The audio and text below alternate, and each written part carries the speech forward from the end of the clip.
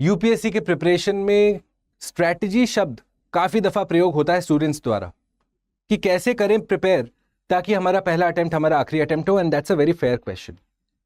क्योंकि अगर आपके पास स्ट्रैटेजी नहीं है, एक अप्रोच नहीं है, तो सक्सेस बहुत डिफिकल्ट होगा।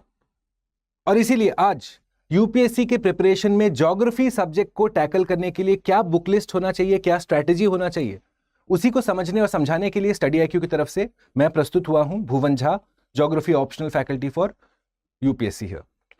सबसे पहले समझते हैं दोस्तों कि आपके प्रिपरेशन में चाहे कोई भी सब्जेक्ट हो, एक 3 स्टेज का प्रिपरेशन होना है, 3 लेयर्स का प्रिपरेशन होना है। इसका अर्थ क्या हुआ? सबसे पहले आप किसी भी कॉन्सेप्ट का बेसिक को समझने की कोशिश करेंगे, क्योंकि जब तक फंडामेंटल्स क्लियर नहीं होंगे आपका एडवांस लेवल नॉलेज में आपको समझने में और उसको अप्लाई करने में डिफिकल्टी होगा। तो सबसे पहले बेसिक्स, उसके बाद आप जाएंगे एडवांस की तरफ। साथ में ऑब्वियसली आपको करंट अफेयर्स भी इंटीग्रेट करते चलना है। पर यह तो रहा सिर्फ नॉलेज का पार्ट। यूपीएससी सिर्फ नॉलेज का टेस्ट नहीं है, it is also a test of how you express that knowledge, कैसे अप्लाई करते हैं उस नॉलेज को। और इसीलिए आपको साइड बाय साइड काम करना है आपके क्वेश्चन सॉल्विंग स्किल्स की तरफ, आंसर राइटिंग की तरफ, कि आखिरकार कैसे सॉल्व किया जाता है 2 घंटे में 100 एमसीक्यूज एक हाई रेट ऑफ एक्यूरेसी के साथ, या कैसे आंसर्स लिखे जाते हैं अकॉर्डिंग टू स्पेसिफिक टेक्निक्स। जब यह बात हमने क्लैरिटी कर ली है कि हमारा एक 3 लेयर का प्रिपरेशन होना है और कुछ स्किल्स को हमको डेवलप करने हैं साइड बाय साइड, अब आपके ज्योग्राफी के सिलेबस में, अगर जनरल स्टडीज के ज्योग्राफी के सिलेबस के बारे में हम बात करें, तो वहां पे 4 मुख्य पार्ट्स हैं इसके। सबसे पहला है फिजिकल ज्योग्राफी, फिर आता है इंडियन ज्योग्राफी, फिर आता है इकोनॉमिक ज्योग्राफी, और लास्टली आपको सीधा पूरा सब्जेक्ट को एक तरीके से जोड़ना है as a missing puzzle with environment and disaster management. चलिए एक एक करके मैं आपको समझाता हूं कि कैसे आप बढ़ेंगे और किन सोर्सेज को आप रेफर करेंगे। सबसे पहले नजर डालते हैं फिजिकल ज्योग्राफी की तरफ। नाउ जैसा मैंने कहा, किसी भी सेक्शन को शुरुआत करने से पहले हमेशा आप बेसिक्स पे ध्यान देंगे दोस्तों। फिजिकल ज्योग्राफी में आप पढ़ते हैं जियोमॉर्फोलॉजी के बारे में, क्लाइमेटोलॉजी के बारे में, ओशनोग्राफी के बारे में, लैंडफॉर्म्स के बारे में, और साथ में एक टॉपिक जो काफी सारे स्टूडेंट्स इग्नोर कर देते हैं, वो है यूनिवर्स। यानी कि एक तरीके से आपके 5 सेगमेंट्स हैं फिजिकल ज्योग्राफी के। और इसीलिए बेसिक्स पे सबसे पहले आप शुरुआत करेंगे। My suggestion is start with 6 to 12th का एनसीईआरटी। क्लास 6 से लेके क्लास 12 तक का एनसीईआरटी को एक बार जरूर पढ़िए। इन डिटेल में आप पढ़ेंगे क्लास 11th और क्लास 12th का एनसीईआरटी। आखिरकार क्यों मैं ये सजेस्ट कर रहा हूं, तो दोस्तों एक छोटा सा एग्जाम्पल से मैं आपको समझाने का प्रयास करता हूं। हमारे क्लास 6 से क्लास 10th के ज्योग्राफी की किताबों में एक कॉन्सेप्ट आता है बॉयंसी का। अब यही कॉन्सेप्ट जब आप 11th और 12th का एनसीईआरटी पढ़ते हैं, तो वहां पे आप लगाते हैं, जब हम पढ़ते हैं कि भाई कोई हवा जब ऊपर जा रही है, गर्म हवा ऊपर जा रही है, ठंडा हो रहा है, और उसके बाद वो डाइवर्ज करता है, यानी कि सीधा ऊपर नहीं जाता रहता स्पेस तक, तो वहां पे ये कॉन्सेप्ट आपको लगाना होता है कि भाई ये आखिरकार क्यों हो रहा है, क्योंकि बॉयंसी का कॉन्सेप्ट है। अब अगर आपको अभी बॉयंसी नहीं समझ में आता है या नहीं पता है, हाँ जरूर आपने सुन रखा है स्कूल कॉलेज के डेज में, but you are not very clear about its definition, its applicability, तब आपको निश्चित तौर पे क्लास 6 to क्लास 10th का एनसीईआरटी पढ़ना ही चाहिए। क्योंकि जब तक बॉयंसी जैसे कॉन्सेप्ट्स की विस्कोसिटी क्या चीज होती है, चार्ल्स लॉ क्या है, बॉयल्स लॉ क्या है, रेजिस्टेंस क्या है, डेंसिटी क्या है, प्रेशर क्या है, जब तक ये सिंपल चीजें पता नहीं होंगी, तब तक 11th और 12th का एनसीईआरटी आपके लिए डिफिकल्ट होगा। विच इज वाई 6 to 12th का एनसीईआरटी पढ़िए, पर स्पेशल फोकस डालिए 11th और 12th की तरफ। अब एक सवाल होगा कि क्या हमको नोट्स बनाने की आवश्यकता है क्लास 6 से क्लास 10th के एनसीईआरटीज का? Not necessary. एक कर्सरी रीडिंग और ये जो बेसिक टर्मिनोलॉजीज हैं उसका बस आप एक शॉर्ट नोट बना लीजिए, otherwise nothing else is required. तो ये रहा आपका बेसिक पार्ट। अब आते हैं आप एडवांस लेवल नॉलेज की तरफ। वहां पे एक किताब मैं आपके लिए रेफर करना चाहूंगा, which is the fundamentals of physical geography. यह है स्टडी आईक्यू द्वारा पब्लिश्ड किताब, ठीक है। इसका कवर आप देख सकते हैं यहां पे। In my opinion it is a complete book for physical geography preparation. क्योंकि यहां पे हमने मुद्दा क्या किया है कि यूपीएससी के चेंजिंग ट्रेंड्स के अनुसार, अगर आपने प्रीवियस ईयर्स क्वेश्चंस देखा होगा, तो वहां पे कॉज इफेक्ट रिलेशनशिप यूपीएससी हर बार टेस्ट करता है, चाहे वो असर्शन रीजनिंग के क्वेश्चंस हो, चाहे वो स्टेटमेंट बेस्ड क्वेश्चंस हो। तो इस किताब में वो सारा कुछ एक तरीके से कॉज इफेक्ट रिलेशनशिप को दर्शाते हुए लिखा गया है, बनाया गया है, which will definitely benefit you for your physical geography. आगे बढ़ेंगे, एक लैंडफॉर्म्स का चैप्टर है जिसके लिए मैंने स्पेसिफिकली एक पीडीएफ आपके लिए प्रिपेयर करके रखा हुआ है। वो करीब करीब 50-60 पेजेस का पीडीएफ है। वो पीडीएफ आपको मिल जाएगा मेरे टेलीग्राम चैनल पे, जिसका नाम है भुवन स्टडी IQ। यहां पे जाके आप बस सर्च करेंगे लैंडफॉर्म्स सर्च बार पे, you will access that PDF. उसको आप जोड़ लीजिए अपने सोर्स लिस्ट में। सिमिलरली एक एटलस भी आपको चाहिए होगा। मैं क्यों कह रहा हूं एटलस के बारे में? क्योंकि प्लेसेस इन न्यूज यूपीएससी बहुत बार पूछता है। In fact on an recurring event हर साल 2 से 3 प्रश्न आप एक्सपेक्ट कर सकते हैं प्लेसेस इन न्यूज से पूछा जाएगा। अब कौन सा एटलस लेना है आपको? या तो आप ओरिएंट ब्लैक स्वान लेंगे, लॉन्गमैन में एटलस, या फिर ऑक्सफोर्ड का एटलस लेंगे, या फिर एक और एटलस है जिसका नाम है नैटमो एटलस। यह भारत सरकार का अपना संस्थान है, national atlas and thematic mapping organisation. तो नैटमो का जो एटलस है वो भारत सरकार का आधिकारिक एटलस है, वो भी आप रेफर कर सकते हैं। ये भी मैंने आपके लिए अपलोड कर दिया है मेरे टेलीग्राम चैनल पे। ये तो रहा आपका एक तरीके से स्टैटिक पार्ट फिजिकल ज्योग्राफी का। पर जैसा मैंने बताया कि आपके पढ़ाई में ज्योग्राफी एक इवॉल्विंग सब्जेक्ट है, एक डायनामिक सब्जेक्ट है, तो वहां पे आपको करंट अफेयर्स इंटीग्रेट करना अति आवश्यक है। और उसके लिए स्टडी IQ के यूट्यूब चैनल पे हर महीने ज्योग्राफी और एनवायरनमेंट के मंथली करंट अफेयर्स का कंपाइलेशन आपके लिए प्रस्तुत होता है। उसका पीडीएफ भी हम अपलोड करते हैं अपने टेलीग्राम चैनल पे। माय सजेशन, आंख बंद करके उस मंथली करंट अफेयर्स को आप रेफर करेंगे। तो ये रहा आपका फिजिकल ज्योग्राफी का लेखा जोखा। इससे एक चीज ऊपर आपको नहीं करना है। अब जब आपका फिजिकल ज्योग्राफी हो गया है दोस्तों, अब आइए इंडियन ज्योग्राफी की तरफ। ध्यान रखिएगा, फिजिकल ज्योग्राफी में हम लोग कोर कॉन्सेप्ट्स पढ़ते हैं, थ्योरी पढ़ते हैं कि आखिरकार कोई चीज हो रहा है तो क्यों हो रहा है और उसके होने के चलते क्या हो रहा है, और उसी कॉन्सेप्ट को हम अप्लाई करते हैं इंडियन ज्योग्राफी में। फॉर एग्जाम्पल, फिजिकल ज्योग्राफी में आपको पढ़ाया जाता है कॉन्टिनेंट कन्वर्जेंस के बारे में, जब आप प्लेट टेक्टोनिक्स पढ़ेंगे। पर उसी का एप्लीकेशन आप पढ़ते हैं इंडियन ज्योग्राफी में, जब आपको समझाया जाता है कि कॉन्टिनेंट कन्वर्जेंस हुआ था जब भारत और यूरेशिया टकराए थे, जिसके चलते कुछ सिंटैक्शियल बेंड्स बने थे, फोल्ड माउंटेन्स बने थे। तो वो सारा कुछ जो है cause effect relationship physical geography और इंडियन ज्योग्राफी का सीधा सीधा है। तो किस ऑर्डर में पढ़ना है आपको? सबसे पहले फिजिकल ज्योग्राफी, क्योंकि वो क्लियर हो गया तो इंडियन ज्योग्राफी बहुत आसान है। अब इंडियन ज्योग्राफी के लिए क्या सोर्सेज रहेंगे? एज आई सेड, बेसिक से शुरुआत कीजिए, शुरुआत से शुरुआत कीजिए। इट डज नॉट मैटर कि आप 2026 में अटेम्प्ट करेंगे, 2027 में, 2028 में। नाउ क्योंकि little bit of revision is always good, तब थोड़ा कॉन्सेप्चुअल क्लैरिटी बैठता चला जाता है, चमकने लगता है कॉन्सेप्ट्स। तो इंडियन ज्योग्राफी के लिए क्या है? सबसे पहले 9 to 12 का इंडियन ज्योग्राफी पढ़ेंगे, फोकस करेंगे इंडस्ट्री, रिसोर्सेज, क्लाइमेट और सॉइल की तरफ। अब मैं क्यों कह रहा हूं कि इन टॉपिक्स पे फोकस कीजिए? क्योंकि जब हम मेंस के क्वेश्चंस को एनालाइज करते हैं दोस्तों, स्पेशली 2024, 25 और पिछले सालों के, तो यूपीएससी का एक डेफिनेट थ्रस्ट है, एक फोकस है कि इन टॉपिक से आपसे सवाल पूछे जाए। जैसे कि 2025 के मेंस में ही सवाल पूछा गया ग्राउंड वाटर लेवल्स की तरफ, तो वो क्या है? रिसोर्सेज चैप्टर से। 2024 में भी ग्राउंड वाटर के ऊपर पूछा गया, किस चैप्टर से आया? रिसोर्सेज की तरफ से।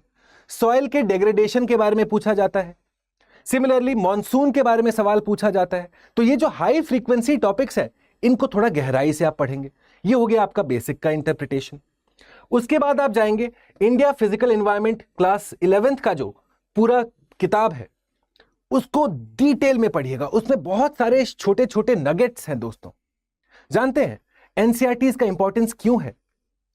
क्योंकि एक तरीके से ये आपका सिलेबस का किताब है दोस्तों। एनसीईआरटी का हर एक पैराग्राफ, हर एक लाइन, हर एक पेज हमको कंठस्थ होना चाहिए। हर एक टॉपिक के ऊपर हमको 250 शब्द प्रिपेयर करके जाना है। ऐसा समझिए कि सिर्फ एनसीईआरटी पढ़ के कोई सिविल सर्विस क्लियर नहीं किया है, पर एनसीईआरटी पढ़े बगैर भी क्लियर कर पाना निहायत ही कठिन है। It is a mandatory pre requisite for this examination, specially जब हम बात करते हैं ज्योग्राफी की। तो क्लास 11th का जो किताब है वो आपका थोड़ा सा फोकस एरिया रहेगा यहां पे। फिर आप देखते हैं कि ये किताब इकोनॉमिक सर्वे, उसके कुछ चैप्टर्स, कुछ डेटा, कुछ स्पेसिफिक पॉलिसीज, वो आप इंटीग्रेट करेंगे अपने नोट्स में। ठीक है, जैसे आप देखें एग्रीकल्चर में आप देखते हैं for example soil health card के बारे में।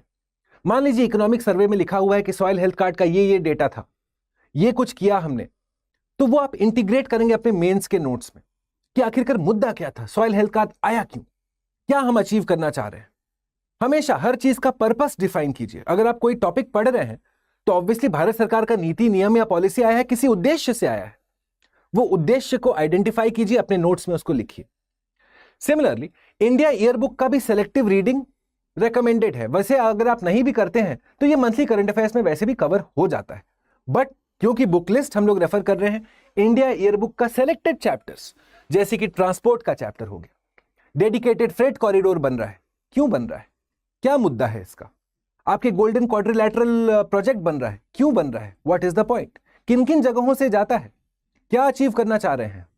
एनर्जी का चैप्टर, फॉर एग्जाम्पल हमारे ऑयल ऑफशोर ऑयल रिग्स हैं, है ना, वहां से हम लोग तेल एक्सट्रैक्ट करके ला रहे हैं, या मिनरल्स हैं, पॉलीमेटालिक नोड्यूल्स है, क्यों ला रहा है भारत, क्या अचीव करने की कोशिश कर रहा है, कहां मिलता है ये, the what, the where, the how, the why, ये सब कुछ आपको पता होना चाहिए, क्लैरिटी होनी चाहिए।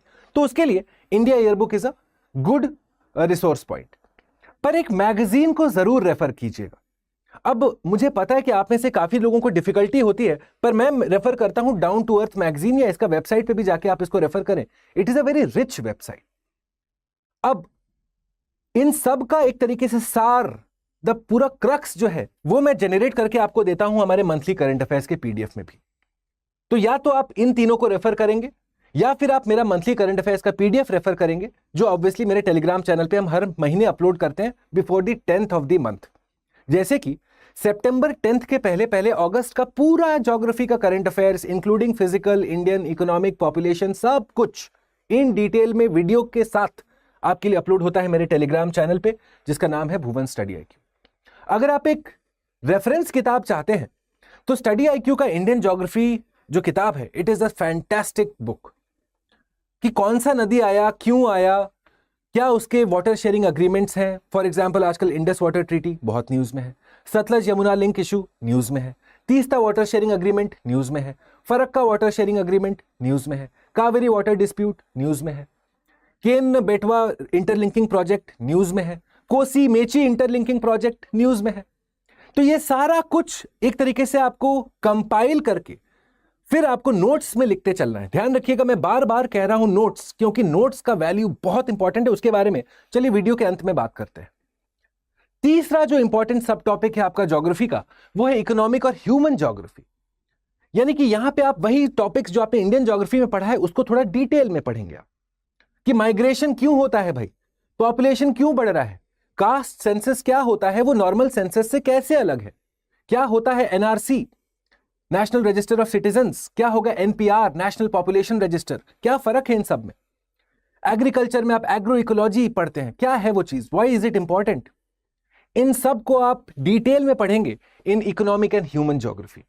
ये नॉर्मली स्टूडेंट्स अवॉइड करके जाते हैं या नहीं करते हैं due to lack of time, but UPSC भी ये बात जानता है और इसीलिए बार बार आप देखेंगे कि इससे रिलेटेड क्वेश्चंस पूछे जाते हैं। इसका अप्रोच क्या है, सबसे पहले class 12th human geography NCERT, fantastic किताब, उसको कवर टू कवर पढ़िए। इसके नोट्स जरूर बनाइएगा, इसके नोट्स बनाने बनते भी हैं because this a very good किताब। साथ में कुछ रिपोर्ट्स आप रेफर करेंगे, फॉर एग्जाम्पल सेंसस 2011 का facts and figures, national family health survey 5वां जो संस्करण आया था उसका क्या है, उसके डिटेल्स थोड़ा देख डालिए। अगर कोई माइग्रेशन का रिपोर्ट आ रहा है, पॉपुलेशन का रिपोर्ट आ रहा है भारत के परिप्रेक्ष्य में, कि भाई हम देख रहे हैं आज के टाइम पे, अगर एक एग्जाम्पल के तौर पे समझाऊं कि भारत में हम देख रहे हैं कि हमारा टोटल फर्टिलिटी रेट अब रिप्लेसमेंट रेट से कम हो गया है, TFR is getting less than RR. इसका मतलब क्या है कि हमारा पॉपुलेशन अब डिक्लाइन पे है, धीरे धीरे डिग्रो कर रहा है। अगर यही चलता रहा तो एक टाइम हमारे पास वृद्ध लोग ज्यादा होंगे, यंग लोग कम होंगे। जो डेमोग्राफिक डिविडेंड की हम बात करते हैं, वो जो एडवांटेज है भारत को, शायद वो खो दे ड्यू टू XYZ रीजंस।